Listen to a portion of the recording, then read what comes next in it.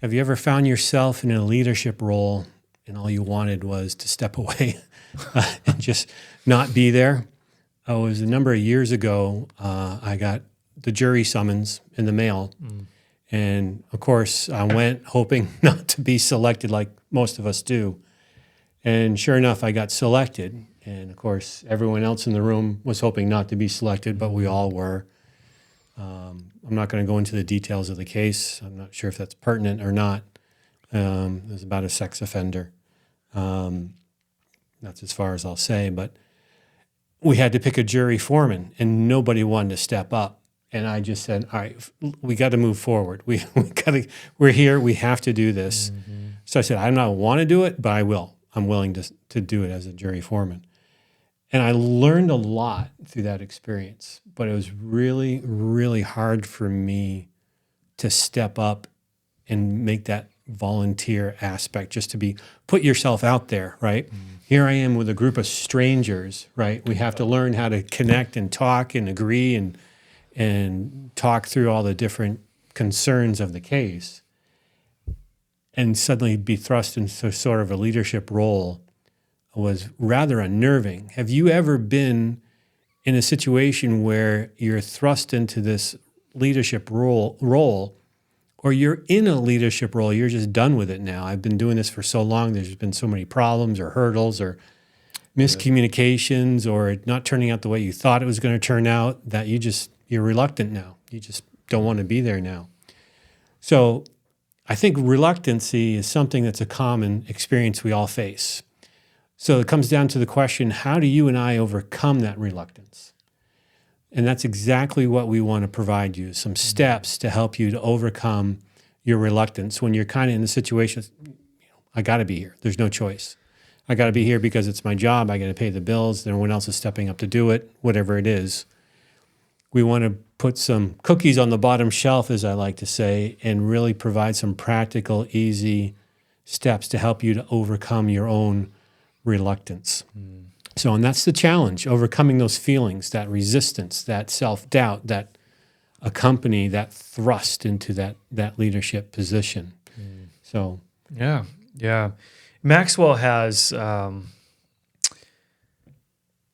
number of reasons that reluctance can be a struggle for us, as leaders. And he says leaders may be reluctant to empower others for a number of reasons, including, I'm just going to read them and then we'll go back through them. There's 4 of them. Lack of time, lack of confidence, difficulty finding someone to empower, and past failures. So we're going to kind of throw this into, obviously, the arena of empowering, or as we like to say here at the Value Added Podcast, influencing others, which is going to be kind of the lens through which we look at this struggle or challenge of reluctance. So again, Maxwell says here's at least 4 out of probably a lot longer of a list, why some people can struggle with reluctance. And reluctance, if you define the actual word, it's an unwillingness or a disinclination to do something. And I would even add, not only to do something, but maybe perhaps to follow through with something.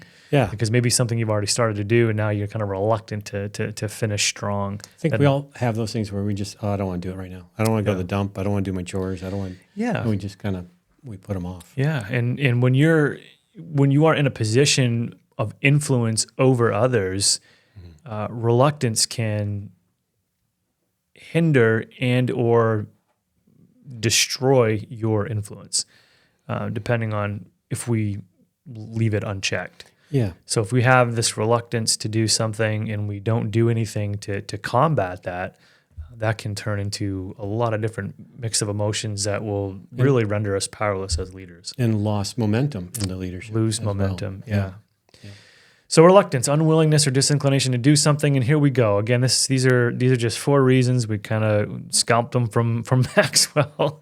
Thank you, sir, for letting us use these 4 here. Yeah. And we're going to obviously comment and talk, why we think these are probably, I dare say, the top 4 in my mind. Yeah, we agree with Maxwell's reasoning here. So lack of time. I mean, how do you combat just a lack of, I don't have time, Bill, to be empowering or influencing other people.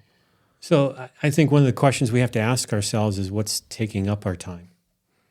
Is it we're already committed to qualified projects, events, family, or is it something like in the episode we talked about screen time? Are we just flipping through too long and spending our time just going from one short clip to another on social media or whatever it may be, watching a show or binge watching or something like that, right? Yeah. What is taking up our time? And if those things are of good quality, necessary, required events, then it comes down to prioritization, right? It's not, I don't believe personally in time management. And this may be semantics. For some of you may go, oh, it's kind of the same thing, Bill. But in my mind, it's kind of a clear delineation. It's not time management, it's priority management. Because I can't create more time, right? I only have a finite amount of time in the day to do things. So then I have to prioritize what I'm going to do in that day, what comes first, what comes second. Yeah, and for me, I always add the word balance when we're talking about schedules and time management or prioritization, management, however you want to call it, whatever you want to call it. I always add balance to that because there are obviously, as you mentioned, there's a number of things that need to be done during any given day. And if we're talking about, hey, I got to work this morning, or here I am ready to go about my day as it pertains to how I earn money, right. My vocation, and I just don't have the time. Now that obviously is a serious prioritization issue that I think you're facing, and you have to balance. Right. And if that's like I need to have a conversation with my superior, my boss to say, hey, look, I'm not really able to influence my team because I'm so busy doing X, Y, and Z. Can you help me relook at my schedule and see how I can better prioritize my time? Yeah. And if you have someone over you like that, that's wonderful. If you don't, that might be even a deeper struggle. Yeah, and again, we say leadership is a team sport. So it's always good to seek wise counsel from someone a little more experienced or even a mentor in your life in regards how to prioritize your screen time. And there's even that, that common phrase we all like say at one point or time, work-life balance. What is work-life balance? And really, can you really balance it? Because there'll be times I'm lying in bed and I have a thought for work. Are they going to pay me for those 5 minutes I'm working through that thought and, as I'm getting in bed? No, of course not. And there's moments at work where thoughts about family come to mind and I'm concerned, do they deduct my pay? Because so it's a matter of not minute by minute balancing, work versus life, family life.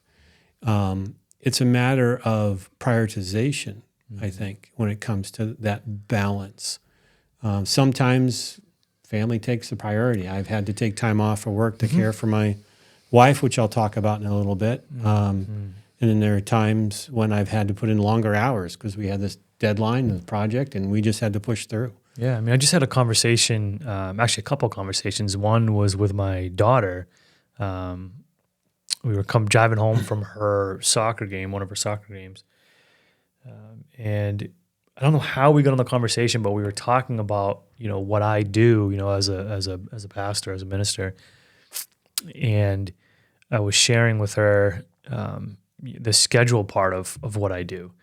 And informing her that, Daddy works almost all the time, meaning I'm always available. Pastoral ministries is like emergency services in a lot of ways. You're kind of on the clock 24/7, on call.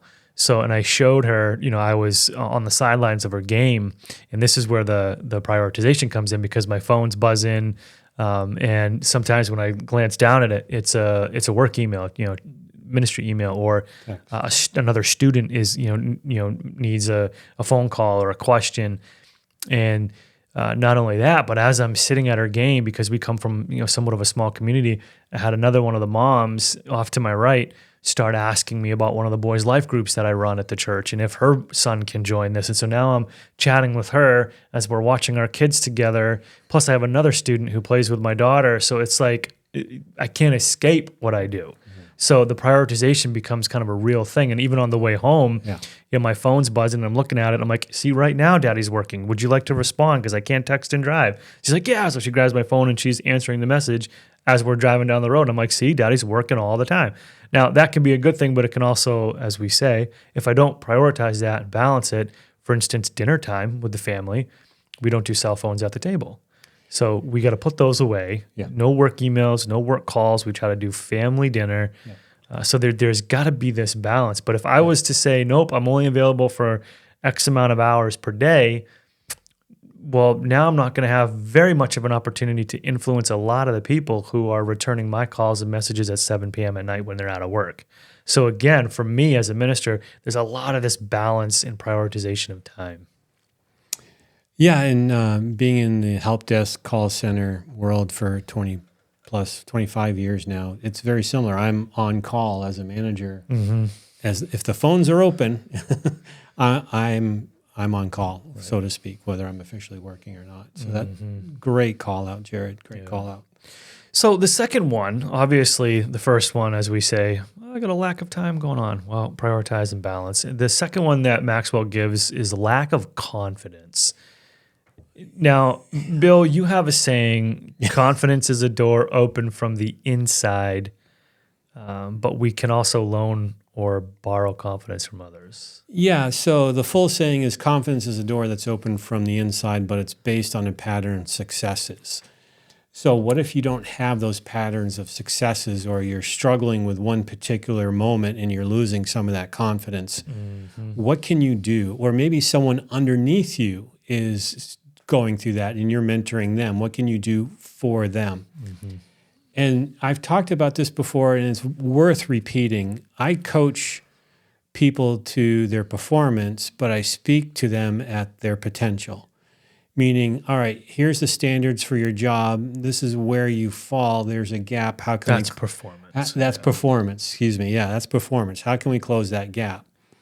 But when we're having our daily in and out conversation, I was like, oh, that'd be awesome. You'd be really, really good at that. I could see that in you. It's potential. Yeah, it's potential. Hey, I've been in this for 25 years, and I see you just are really, really good at this.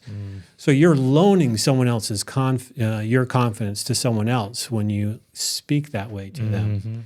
So borrowing, sometimes we need just to sit down and have a realistic conversation with someone. Another reason why leadership's a team sport. Yeah. We need to have a mentor or a healthy group of co-leaders that we can meet and talk with and share war stories and trade and swap best practices and say, what would you do? How am I feeling the right way about this or not? Right? So it's all about then you're borrowing their confidence that will help you push through those emotions in that moment. Yeah. And get where you need to be. I mean, I'm borrowing confidence right now from a student. So Jonah, if you're listening, I know I probably don't have permission to share the story, but I think it'd be cool with it. He's helping me lead one of my boys' life groups. The kid's 15 years old, right?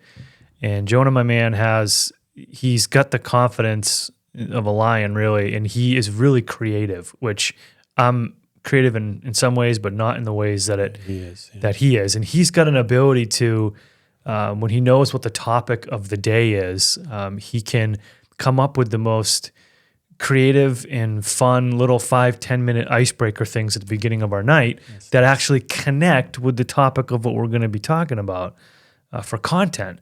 And so it's really cool. I found myself kind of taking notes as he's, doing these little, games or icebreakers, little events, and I'm taking notes on those, and I'm taking notes on, even the content that he's bringing.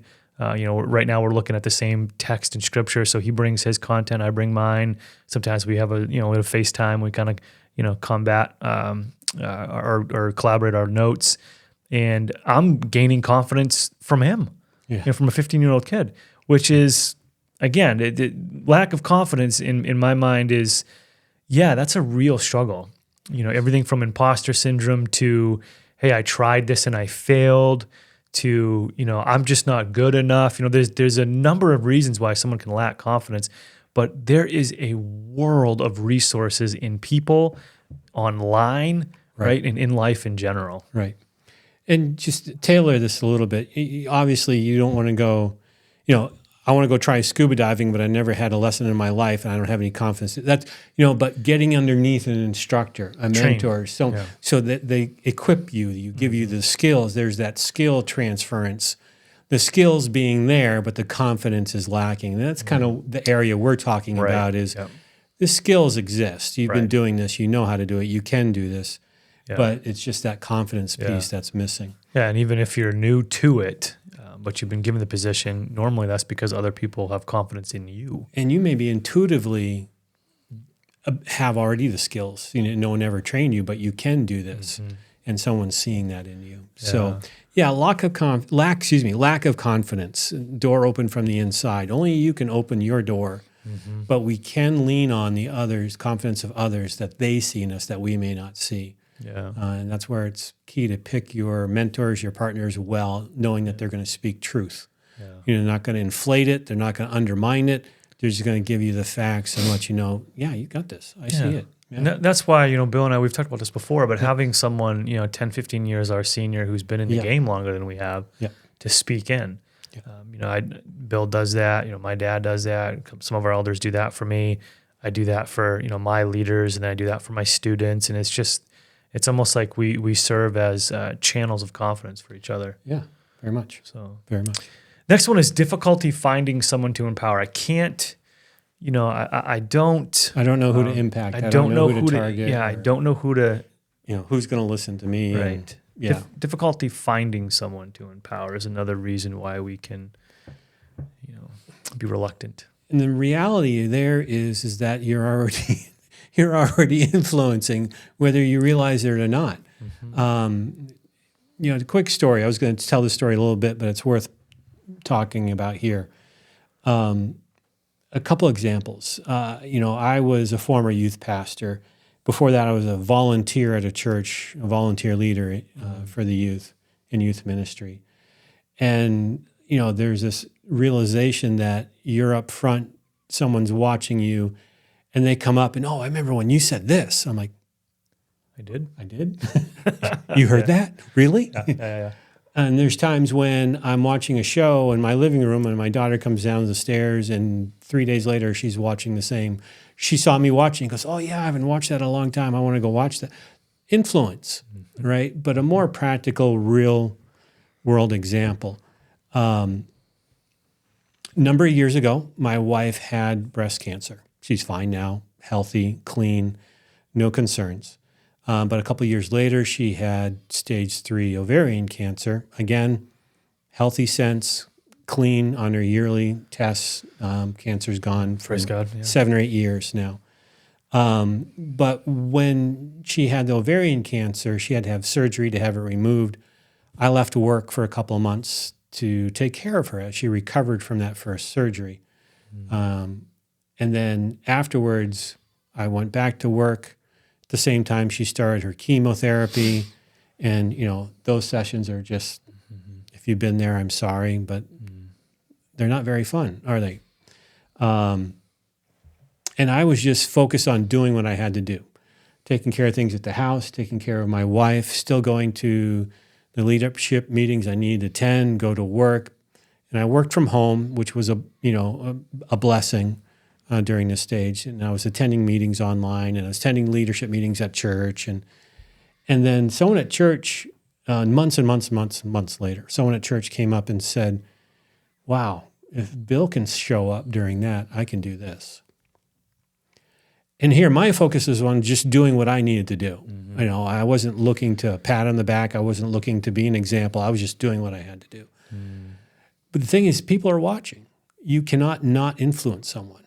The question is, what kind of influence you have, and can you level up your influence to be a better and more positive influence to help people rise to the potential they don't yet see in themselves?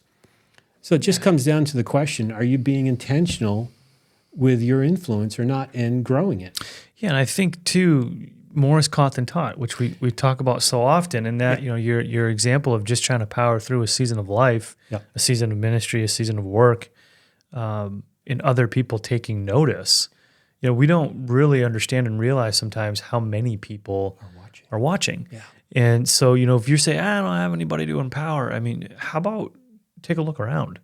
I mean, honestly, and sometimes it's your children, or your spouse, or if you're single, your job, your Coworker, church, whatever, boss. your boss, your whatever volunteer organization maybe you're a part of. Who knows? But people have a way of influencing each other when they don't even know it. Yeah. And so I think start there. Start with the simple. And obviously, if you're a leader, you are responsible for influencing and empowering other people. So saying difficulty finding someone to empower in that sense is an excuse. So you got to be careful there as well. But I think it's definitely worth calling out that more is caught than taught, and people are watching. We've taught. We think we have an episode of that. Yeah, we do. Yeah, we do. And this is one of the reasons why we agree with Maxwell's definition of leadership. Leadership is influence, nothing more and nothing less. Exactly. But we'll add and we'll quantify that. But leadership also being strength of character. Mm-hmm. Because if you're going to be an influence, you need to be growing in your own character as well, so that what you're influencing is positive. Right? Yeah. We all have our issues. We all have wake up bad side. I even walked in here this morning. I had a number of frustrating moments before I came here. Some tech issues. Fighting with the equipment once I got here to get it set up to register sound and all of that. And the external hard drive that we're recording onto to be seen by the camera. And yada, yada, yada. Yada, yada, yada. And I'm like, okay, I just got to stop. I got to stop, focus. So Jared came in and we just took a moment and we talked for a bit. Yep. And we just shared my frustrations. He shared his week, and it just kind of calmed things down. And that's being intentional. I told him, I said, I need a moment. We need just to, so I can do this episode well for you. All that to say is we're all going to have moments like that. Yep. But the question is, are you fighting to respond, or are you just reacting? Yep. Right? Are you being intentional to be a good influence and grow your character? Right? Mm-hmm. Or are you just riding things out? It's a great question. So. And the last one that we'll throw out for Maxwell, he says past failures can be a reason for reluctance. Again, past failures. And this one's tough because some of the failures are pretty deep, they're pretty personal, they hurt, and depending on, how we may have failed. But I also think the word itself, failure, is a very tricky word because, and you've probably heard this before, and it may be cliche, but you only fail when you give up. Yeah. You only fail when you fail to try. And I know that, some people may, kind of buck against that and say, well, no, I actually, my business went under. And it's like, well, what did you do after that? Yeah, exactly. Because that's really what matters. There are things we do in life that just don't work out, and we have to be okay with that. But something, failing in that sense and not working out is in my mind, it's not failure, especially in the leadership realm, because there have been, you can think of a number of sports teams, there's a world of examples of people who have seemingly failed, but it's what they did after that spoke the deepest to people. Yeah, as you and I have mentioned before, we'll say it again, just because you fail doesn't mean you're a failure. Mm-hmm. Just because you made a mistake doesn't mean you are a mistake. It's all about failing forward. What are you going to do next? Did you learn from it? What did you learn from it?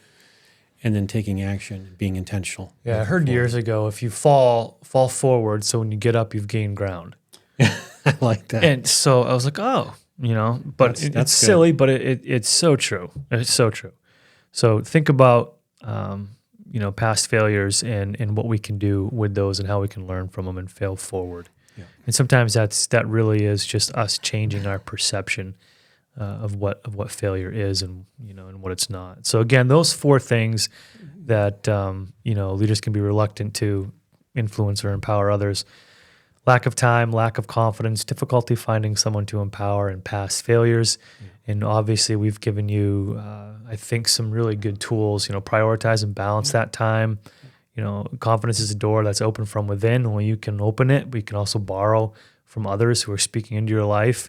You got difficulty finding someone to empower, and we've told you, hey, sometimes you just need to look around because more is caught than taught, and people are watching. And especially if you've been given leadership responsibility, now's the time to really hunker down and begin to figure out who you're responsible to influence and how you can best do that. And then past failures. And again, fail forward. if you fail, that doesn't mean you're a failure. Yeah, and I believe in you. And I don't say that cliche. I say that with all intention because I know it's the pattern of the human nature to Be reluctant. Be reluctant. Yeah. But also it's part of human nature to not see our full capacity. Usually it takes some eyes from the outside looking in to help us recognize it. Yeah. That being the pattern that you, I, Jared, all of us experience, you can grow. I believe in you. You can do this. You can push through your reluctance and still be a great leader. And look around the world. We need some great leaders. We're in desperate need. Yeah. So, I mean, and it's hard to follow a reluctant leader. yeah. Maxwell has a law, and he has a book, 21 Irrefutable Laws of Leadership. One of them is the law of the buy-in. Yeah, he talks about. Leaders should consider whether their view is worthwhile and if their employees trust them and if they would follow them. Yeah. And our own reluctance will spill over, right? It's like an atmosphere that we carry with us. Well, it's contagious rain too. or storm. It can be contagious. Exactly, it's contagious, and that will spill over to other people that we're trying to lead. So learning how to push through so we can serve them better, it's kind of a key skill to work on.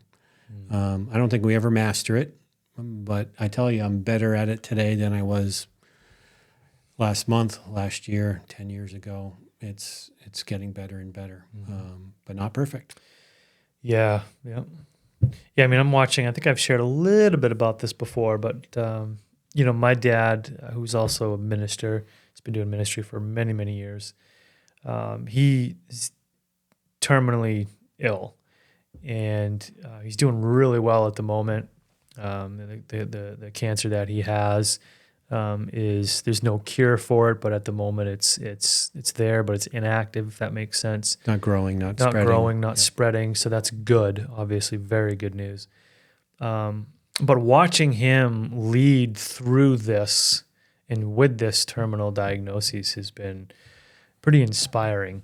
And some of the things that he has said have been followed by his actions, which, if anyone would have an excuse to be reluctant, I would think it would be someone like my dad, who I don't know how much time I have left. I might as well just go do whatever I want for however much time I have, and nobody would really bat an eye at that. But at the same time, he wants to finish well. Yeah. He wants to finish his journey, whether that's a year from now, whether that's 10 years from now, and he wants to continue to influence others positively, right? And he would say for the heavenly kingdom. And so he's doing that. And so that to me is someone who understands that his reluctance or potential reluctance would really put roadblocks in the road for so many people who look up to him and admire him as a person and as a leader. Yeah, your dad, Peter Vitello, very inspiring leader. And hopefully maybe we'll have him as a guest at some point in time here on the podcast. So. Yeah, but he does. He has an eternal perspective, is what he would say. Yeah, so, and that's his faith coming out for sure. Whether you are in the same camp with Jared and I and his dad, Peter, in terms of faith or not, you don't ever see a hearse with a U-Haul trailer tied behind it because you can't take it with you. What really is all about, it's all about what we leave behind. Right. And the question to ask is, if I'm not pushing through the reluctance versus if I am pushing through, what kind of legacy are we leaving behind as a result? So that's good. Yeah.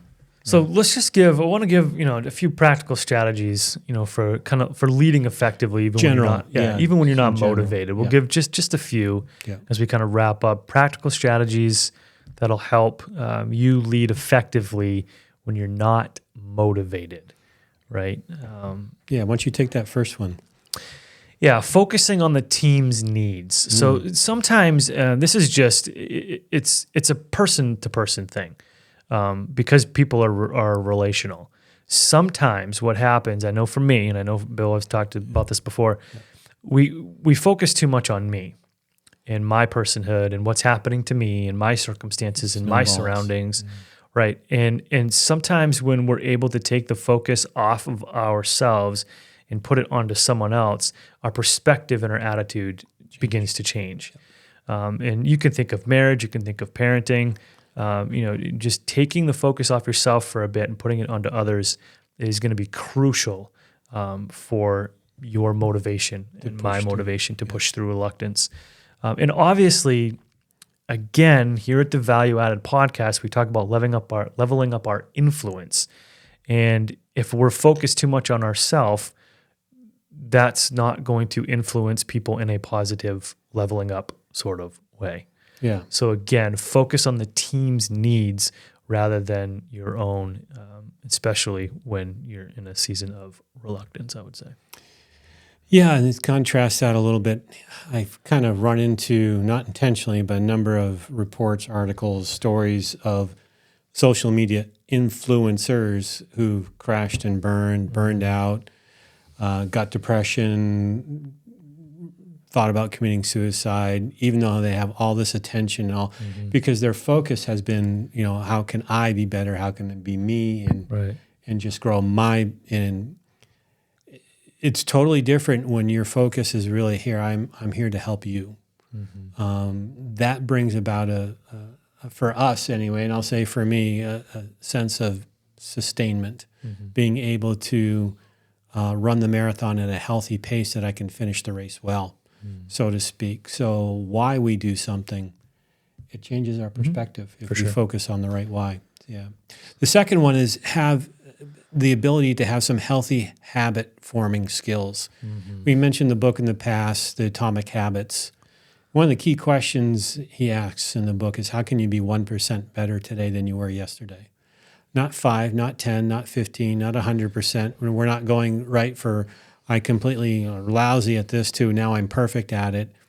That isn't realistic. If we set that goal of I'm just going to do it perfectly forward going on, and we failed the first instant, oh my gosh, I can't do it. There's proof right there.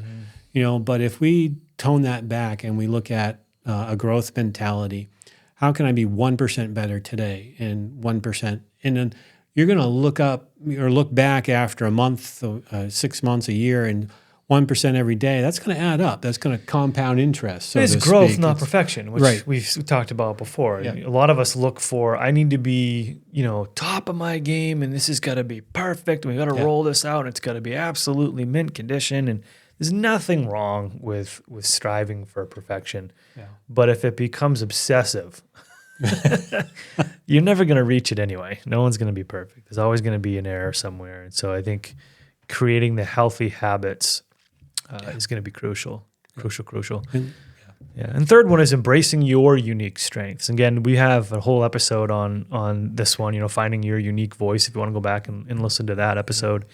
But this is crucial for us in times of reluctance. Sometimes it is about, and I know the first one was focusing on other people, but hear me out. Sometimes when you're going through a season of reluctance, I know for me, I need to take inventory and think through, what have I been focusing on, and is it in the realm of my unique talents and abilities? Yeah. And when I've noticed that it's not, when I'm focusing on something that is not in my wheelhouse, my working genius, as what's his name talks about? Patrick Lencioni. If it's not in my working genius, that's frustrating. And frustration unchecked leads to reluctance. Yeah. And so really be careful of, okay, what am I focusing my time and energy on? Is it where I'm really going to be effective because I'm uniquely gifted and talented to be able to tackle this? And so that's just a different kind of a call out. There's also with that the comparison trap. Oh, I want to be a leader like them. I want to be a John Maxwell, or I want to be a Simon Sinek, or I want. And I'm not John Maxwell. I'm not Simon Sinek. I'm not any of the other Bill leaders. McGonigal. I'm Bill McGonigal. So I'm going to focus on being the best Bill McGonigal I can be with the talents I have. Yeah. Right. I'm going to try to be better. I'm going to try to improve. Public speaking. We do public speaking, both Jared and I, and we've talked about this months and months ago, that we strive to be better communicators each and every instance. Right. So that's something we're good at, but we're also continuing to strive on. And that's who I am. A part of me is that public speaking piece. I like it. It's fun. It's enjoyable. And I know it's sick. A lot of people are like, I can't get up and talk in front of others. That's But your fine. time is spent crafting that. Right, exactly. So I work on that skill that I have and making it even more more powerful, impactful. Yeah. So And the last one is networking. Again, another strategy to help you lead through reluctance is networking.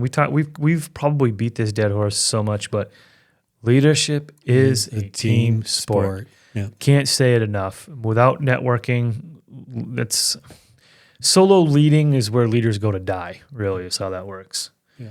So network. Find some leaders. Been in the game a little longer than you. Been in the game a little less time than you. Right. Network with them.